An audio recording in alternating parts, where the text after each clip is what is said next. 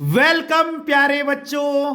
आज हम इस वीडियो में पाठ पहलवान की ढोलक के 10 महत्वपूर्ण प्रश्नोत्तर को बहुत ही आसान भाषा में समझने वाले हैं। तो मैं आपको इन 10 प्रश्नों के उत्तर शॉर्ट में भी बताऊंगा, तो आप पेपर में अपने आप भी लिख सकते हैं, क्योंकि जब आपको समरी पता होगी तो आप इजीली लिख पाएंगे। तो चलिए शुरू करते हैं। सबसे पहला प्रश्न है, ढोलक की थाप मृत गांव में, मृत का मतलब होता है मरते हुए गांव में, संजीवनी शक्ति भरती रहती थी। स्पष्ट कीजिए। मतलब जब लुट्टन पहलवान ढोल बजाता था तो ढोल की जो आवाज है वो उस मरते हुए गांव में। अब आप बोलोगे सर मरता हुआ गांव क्या है? तो उस गांव में हैजा और मलेरिया नामक बीमारी फैल चुकी थी और लोग क्या है, मर रहे थे। लेकिन लुट्टन पहलवान फिर भी ढोल बजा रहा था, तो उसकी ढोल की आवाज जो है वो मरते हुए गांव में संजीवनी शक्ति का काम कर रही थी। मतलब तो आप क्या लिखेंगे? आप लिखेंगे जब पूरा गांव हैजा और मलेरिया की चपेट में आ जाता है तो लुट्टन पहलवान ढोल बजाता रहता है। जब पूरा गांव हैजा और मलेरिया की चपेट में आ जाता है तो लुट्टन पहलवान ढोल बजाता रहता है। वह हार नहीं मानता और उसकी ढोल की आवाज सुनकर लोगों को मरने में आसानी होती थी, लोगों को बीमारी से लड़ने की शक्ति मिलती थी। लोग लुट्टन को देखकर जो है प्रेरित होते थे। वह सोचते थे कि इस बीमारी के दौरान भी लुट्टन कैसे ढोल बजा रहा है। तो ये सब आप लिख सकते हैं। अगला प्रश्न है, लुट्टन पहलवान के जीवन में किस किस मोड़ पर क्या क्या परिवर्तन आए? मतलब लुट्टन पहलवान की लाइफ में ऐसे कौन कौन से परिवर्तन आए जिसने लुट्टन पहलवान की लाइफ को या उनके जीवन को बदल दिया। देखिए, सबसे पहला, बचपन में ही लुट्टन पहलवान के माता पिता की मृत्यु हो गई थी। सबसे इंपॉर्टेंट पॉइंट, क्योंकि किसी भी बच्चे के लिए उसके माता पिता बहुत महत्वपूर्ण होते हैं, ठीक है। और बचपन में तो जो बच्चा होता है वो पूरी तरीके से अपने माता पिता पर ही निर्भर होता है। तो बचपन में ही लुट्टन पहलवान के माता पिता की मृत्यु हो गई थी, पहला, ठीक है। तो उनका पालन पोषण जो है उनकी सास ने किया था, क्योंकि हो सकता है उनका जो विवाह है वो पहले ही हो गया हो, तो उनका जो पालन पोषण है वो उनकी सास ने किया था। अब उनकी सास को गांव के लोग क्या करते थे, परेशान करते थे। तो लुट्टन ने जो है बदले की भावना से ये अपने मन में सोचा कि मैं बड़े होकर पहलवान बनूंगा और इनको सबक सिखाऊंगा, क्योंकि बच्चों के मन में बहुत सारी बातें आती हैं। अब उसकी सास अकेली थी तो गांव के लोग उसको परेशान करते थे, तो लुट्टन ने एक बदले की भावना से सोचा कि मैं बड़े होकर पहलवान बनूंगा और इनसे बदला लूंगा। तो सबसे पहला पॉइंट तो क्या था कि बचपन में ही लुट्टन के माता पिता की मृत्यु हो गई थी और उसका पालन पोषण उसकी विधवा सास ने किया, ठीक है। अब उसकी लाइफ में कब चेंज आया? जब लुट्टन ने चांद सिंह पहलवान को हराया। जब लुट्टन ने चांद सिंह पहलवान को हराया और उसे राजा साहब ने अपने दरबार में रख दिया, और उसके बाद से लुट्टन का जीवन बदल गया। उसको अच्छा अच्छा खाना मिलने लगा, अच्छे कपड़े मिलने लगे, सब लोग उसे जानने लगे, ठीक है। और तीसरा परिवर्तन कब आया कि जब राजा के बेटे ने गद्दी संभाली तो उसने लुट्टन को अपने राज दरबार से निकाल दिया और लुट्टन फिर क्या है, एक आम जीवन जीने लगा। तो ये 3 परिवर्तन आप लिख सकते हैं। एक तो जब उसके माता पिता की मृत्यु हुई, दूसरा जब उसने चांद सिंह पहलवान को हराया और उसको राज दरबार में स्थान मिल गया, और तीसरा जब राजा के बेटे ने उसको राज दरबार से निकाल दिया। तो इनको आप एक्सप्लेन कर सकते हैं।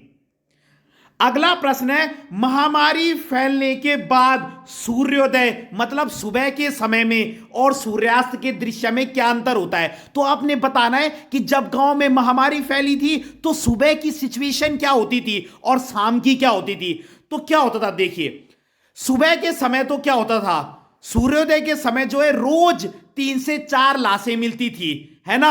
और लोग क्या होते थे, रोते थे, मतलब बिलखते थे, है ना। और उन लाशों को बहाने के लिए क्या है, नदी में फेंक आते थे, ठीक है, ढंग से सुनिए। सूर्योदय के समय क्या होता था, रोज क्या है 3 से 4 लाशें मिलती थी, लोग बहुत रोते थे, कोई लोग एक दूसरे को तसल्ली भी देते थे और लाशों को नदी में बहाते थे। और सूर्यास्त के समय क्या होता था, सब लोग जो है अपनी झोपड़ी में क्या है चले जाते थे और झोपड़ी से चूं की आवाज भी नहीं आती थी, सब जगह सन्नाटा छाया रहता था, लोगों में इतनी जान भी नहीं होती थी कि वो कराकर चिल्ला सके, लोगों के अंदर क्या है एक पीड़ा चलती रहती थी। तो ये सूर्यास्त के समय का वर्णन है।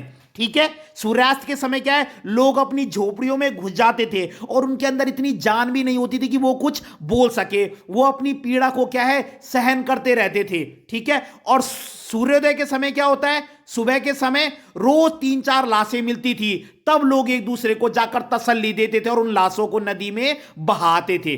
ठीक है, क्योंकि उनके पास इतने पैसे भी नहीं थे कि वो उनके लिए कफन खरीद सके। ठीक है, इसलिए उनको लाशों को क्या है नदी में बहा के आना पड़ता था। क्लियर है। उसके बाद देखिए, लुट्टन पहलवान ने ढोल को अपना गुरु क्यों कहा, क्योंकि लुट्टन पहलवान का कोई गुरु नहीं था। ठीक है, उसने जो कुछ भी सीखा वो ढोल की आवाज सुनकर सीखा और ढोल की आवाज सुनकर ही लुट्टन को जोश चढ़ जाता था। जैसे दंगल में ढोल की आवाज बजती थी तो लुट्टन जो है ढोल की आवाज सुनकर ही अपने दांव पेंच लगाता था। जैसे ढोल की ये वाली साउंड आई तो लुट्टन अपने दांव पेंच बदल देता था, जैसे ढोल की दूसरी आवाज आई लुट्टन जो है अपने दांव पेंच फिर से बदल देता था। तो वो ढोल को ही अपना गुरु मानता था, क्योंकि उसने जीवन में जो कुछ सीखा वो ढोल की आवाज सुनकर ही सीखा। तो जब भी वो क्या है दंगल लड़ता था तो पहले वो ढोल को प्रणाम करता था और अपने बच्चों को भी यही कहता था कि ढोल ही तुम्हारा गुरु है, मतलब तो इसकी इज्जत करना और इसका सम्मान करना।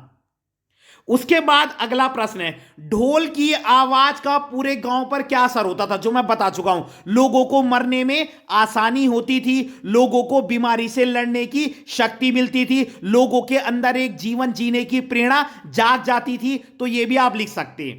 अगला है, गांव में महामारी फैलने और बेटों की मृत्यु के बावजूद भी लुट्टन पहलवान ढोल क्यों बजाता रहा। तो मैंने आपको बताया कि जब जो है गांव में महामारी फैली थी और बाद में लुट्टन के बेटों की भी मृत्यु हो जाती है, ठीक है, तब भी लुट्टन ढोल बजा रहता था। क्यों? क्योंकि वो लोगों को प्रेरित करना चाहता था, वो नहीं चाहता था कि लोग अपने जीवन में हार मान जाए। और लुट्टन भी क्या है किसी भी तरीके से अपनी कला को दबाना नहीं चाहता था, वो अपनी मृत्यु के अंतिम क्षणों तक जो है ढोल बजाना चाहता था, क्योंकि ढोली उसका गुरु था और वो ढोल का बहुत अधिक सम्मान करता था। तो ये भी आप अपनी लैंग्वेज में लिख सकते हैं। अगला प्रश्न है, कुश्ती के समय ढोल की आवाज और लुट्टन के दांव पेच में क्या तालमेल था। मैं बता चुका हूं आपको कि लुट्टन का कोई गुरु नहीं था, तो वो ढोल को ही अपना गुरु मानता था और जैसे ही ढोल बजता था लुट्टन अपने दांव पेच लगाना शुरू कर देता था। तो वो ढोल की आवाज सुनकर ही अपने दांव पेच बदलता था और ढोल की आवाज सुनकर लुट्टन के अंदर एक जोश भर जाता था और वो अपने प्रतिद्वंदी को चारों खाने चित कर देता था।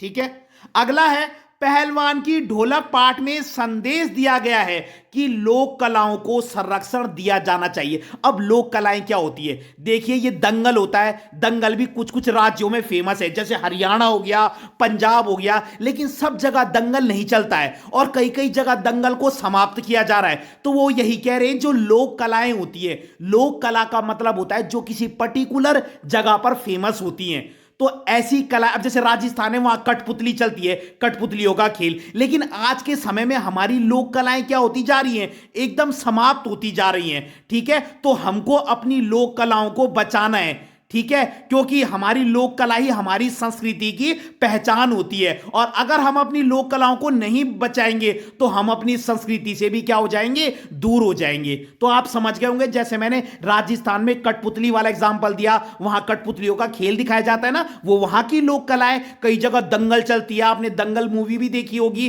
तो इसमें यही बताया कि जो हमारी लोक कलाएं होती है हमें उन्हें बचाना चाहिए, क्योंकि वो हमारी धरोहर है, उनसे हमारी पहचान है। अगर हम अपनी लोक कला को ही नहीं बचाएंगे तो हम अपनी संस्कृति से, सभ्यता से सबसे दूर हो जाएंगे। तो इसलिए हमारी लोक कलाओं को हमें बचाना चाहिए और उनके उनको क्या है, मतलब निखारना चाहिए, उनको बढ़ावा मिलना चाहिए। इसके लिए सरकार को भी क्या करने चाहिए, प्रयास करने चाहिए। ठीक है, तो अगर आपको वीडियो पसंद आई हो तो लाइक कीजिएगा, कमेंट कीजिएगा और चैनल को सब्सक्राइब जरूर कीजिएगा। धन्यवाद।